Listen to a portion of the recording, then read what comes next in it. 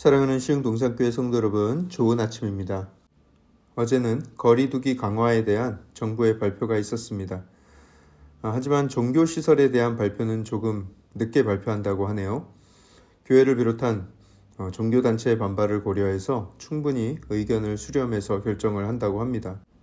물론 정부의 결정이 늘 옳을 수는 없겠지만 그렇다고 해서 우리가 늘 반발할 일도 아닙니다. 어제 말씀드렸지만 중요한 것은 예배를 향한 우리의 열정과 자세입니다. 어디에서 예배드리느냐가 중요한 것이 아니라는 거예요. 정부의 강력한 권고가 있어서 믿는 자들이 각자 가정에서 예배하는 것이 세상에 덕이 되고 하나님께도 더 영광이 될 때가 있고요. 또 거리두기가 완화되어서 모일 수 있을 만할 때에는 현장에 나와 예배드리는 것이 더 은혜스럽고 하나님이 더 기뻐하시는 예배가 될 것입니다. 모여도 되는 상황에서마저 모이기를 주저하거나 힘들어한다면 과연 그 마음에는 예배를 향한 열정이 있는가? 우리 스스로가 솔직하게 돌아볼 수 있어야 합니다. 고삐를 풀었다 죄었다 하는 이 코로나 시대에 우리가 예배자로서 건강하게 서나갈 수 있는 방법은 무엇인가요?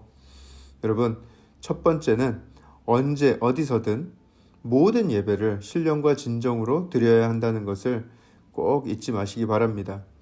예배는 나를 위한 것이 아닙니다. 내가 은혜 받기 위해서 드리는 것이 아닙니다. 찬양받기에 합당하신 하나님을 전심으로 경배하고 그분께 영광을 올려드리기 위해서 드리는 것입니다. 하나님께 드리는 예배, 그 예배에 대한 올바른 이해와 식지 않는 열정을 가지고 사는 것이 정말 중요한 때입니다. 또한 여러분, 언제든 모일 수 있을 때라면 최선을 다해 모이기에 힘쓰십시오. 공동체가 함께 모여 드리는 예배가 가장 은혜스러운 것입니다. 하나님께서도 당신의 백성들이 그리스도 안에서 한 몸을 이루며 함께 모여 예배 드리는 것을 가장 기뻐하실 거예요. 만약에 정부가 기독교를 진짜로 탄압할 목적으로 예배 자체를 금지한 것이라면 우리는 목숨 걸고 싸워야 하겠죠. 하지만 지금 상황은 탄압이 목적이 아니라 공익을 위한 것이죠. 이런 상황만큼은 모이기에 힘써야 할 때는 아닙니다. 이때는 각자 온라인으로 전심을 다해서 예배를 드림으로 하나님께는 여전히 영광을 올려드리고 또 한편으로는 이 국가와 사회에 공익을 세우는 일에 함께 동참을 해야 하는 것이죠. 최선은 우리가 다 함께 모여 예배하는 것이고 차선은 각자의 처소에서 최선을 다해 예배하는 것입니다. 최선이 안 되면 차선. 하지만 늘 최선의 예배에 대한 갈망을 가지고 살아가는 저와 여러분들 되길 축복합니다. 자, 그럼 오늘 2021년 12월 17일 금요일 시동을 위한 메시지 지금 시작합니다. 오늘 우리에게 주시는 하나님의 말씀은 요엘서 2장 1절에서 17절의 말씀입니다. 요엘 2장 1절에서 17절의 말씀. 오늘 본문 1절부터 11절까지는 여호와의 날이 다가오고 있음을 경고하는 내용인데요. 그날 그 심판의 날에 얼마나 무시무시한 침략과 잔혹한 참상이 일어날지에 대해서 아주 구체적으로 묘사하고 있습니다.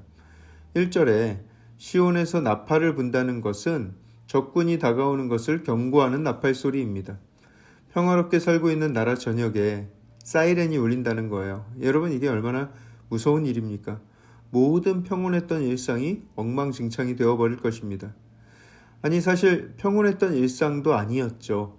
이미 메뚜기 떼의 공격으로 참혹할 만큼 참혹해진 상황인데 그 연약해진 백성들을 노리고 이웃나라가 군대를 이끌고 나타날 것이라는 경고입니다. 엎친 데 덮친 격이죠. 이 얼마나 절망적인 소식입니까? 어떤 일이 벌어지게 되는가 2절부터 쉬운 성경으로 제가 한번 쭉 읽어봐 드릴게요. 그날은 어둡고 캄캄한 날, 구름이 덮이고 짙은 어둠이 깔린다. 산 위에 어둠이 깔리듯 크고 강한 군대가 밀려온다. 그런 날은 전에도 없었고 앞으로도 없을 것이다. 그들의 선봉 부대는 태우는 불과 같으며 그들의 후방 부대는 삼키는 불꽃과 같다. 그들이 닥치기 전에는 에덴 동산 같던 땅이 그들이 닥친 뒤에는 황무지가 되었다. 그들이 지나간 후에는 아무것도 살아남지 못했다. 그들은 떼를 지어 달려오는 말과 같이 마치 군마처럼 달려온다. 저 소리를 들어보아라. 그 소리는 전차들이 산을 넘어가며 내는 큰 소리와 같고 불꽃이 마른 줄기를 태우는 소리와 같다. 마치 전열을 갖춘 강한 군대와 같다. 그 군대 앞에 있는 백성들이 두려움에 떨어 얼굴이 창백해졌다. 그들은 용사처럼 공격해오고 군인처럼 성벽을 기어오른다. 제각기 앞만 보고 나아가며 그 길에서 벗어나지 않는다. 서로 부딪히지 않고 제각기 자기 길만을 따라간다. 앞을 가로막는 것을 뚫고 나가지만 그들은 상하지 않게 될 것이다. 성 안으로 뛰어들며 성벽 꼭대기를 타고 달려간다. 집집마다 기어오르고 창문을 통해 도둑처럼 들어간다. 그들 앞에서 땅과 하늘이 흔들린다. 해와 달이 어두워지고 별들도 빛을 잃는다. 여호와께서 큰 소리로 그의 군대를 다스리신다. 크고 강한 그 군대가 주의 명령에 복종한다. 여호와의 심판의 날은 참으로 무섭고 끔찍하다. 누가 이 날을 견뎌낼 수 있을까? 여러분, 정말 무시무시한 내용이죠. 눈앞에 미래의 일들이 벌어지고 있는 것처럼 아주 생생하게 묘사를 하고 있습니다. 여기에서 이렇게 이스라엘을 공격하는 군대는 아수르 또는 바벨론을 의미합니다. 이 요엘서가 언제 쓰여졌느냐에 따라서 그 대상이 다르겠죠. 하지만 분명한 것은 아수르이던 바벨론이던 이스라엘 역사상 전무후무한 참상을 겪게 될 것이고 이 모든 것은 하나님의 심판으로서 이루어진다는 것입니다. 여러분, 그렇다면 이렇게 한 번 정해진 심판, 선지자의 입을 통해서 선포된 심판은 무조건적으로 이루어지는가? 돌이킬 수 없는가? 아닙니다. 선지자를 통해서 이런 경고를 주실 때에는 통보의 성격도 있지만 말 그대로 경고의 의미가 더 강한 것입니다. 이런 일이 일어날 테니 정신 차리라는 것입니다. 12절부터 17절의 내용이 바로 그것인데요. 여호와의 말씀에 너희는 이제라도 금식하고 울며 애통하고 마음을 다하여 내게로 돌아오라 하셨나니 너희는 옷을 찢지 말고 마음을 찢고 너희 하나님 여호와께로 돌아올지어다. 그는 은혜로우시며 자비로우시며 노하기를 더디하시며 인애가 크시사 뜻을 돌이켜 재앙을 내리시지 아니하시나니 주께서 혹시 마음과 뜻을 돌이키시고 그 뒤에 복을 내리사 너희 하나님 여호와께 소제와 전제를 드리게 하지 아니하실는지 누가 알겠느냐? 그렇습니다. 하나님은 한 번 정해놓았다고 해서 그것을 끝까지 고집하려 하지 않으십니다. 왜냐하면 애초부터 심판을 계획하신 목적이 우리를 멸하기 위함이 아니라 우리로 하여금 깨닫고 돌아오기를 원하신 것이기 때문입니다. 하나님께서 그 백성들을 향한 마음은 사랑입니다. 사랑하기 때문에 재앙도 내리고 고난도 허락하시는 것입니다. 하나님의 가장 큰 형벌은 무관심입니다. 그렇기 때문에 우리는 환난 가운데 하나님의 뜻을 발견하고 더 큰 재앙이 임하기 전에 하나님을 다시 찾고 죄를 자복하고 회개하며 예배를 회복해 나가야 하는 것입니다. 우리가 그냥 누구에게 보이기 위해서 옷을 찢는 정도가 아니라 우리의 마음을 찢어 하나님 앞에 전심으로 나아가야 한다는 것입니다.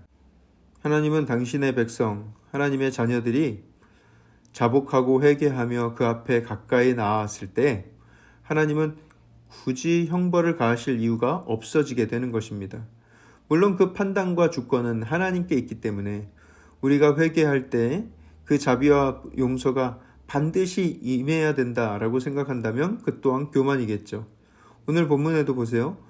혹시 하나님이 마음과 뜻을 돌이켜서 예배를 다시 받으실런지 누가 알겠느냐 하면서 조심스러운 기대를 할 뿐입니다. 그렇죠. 우리는 하나님의 주권 아래 완전히 겸손해야 합니다.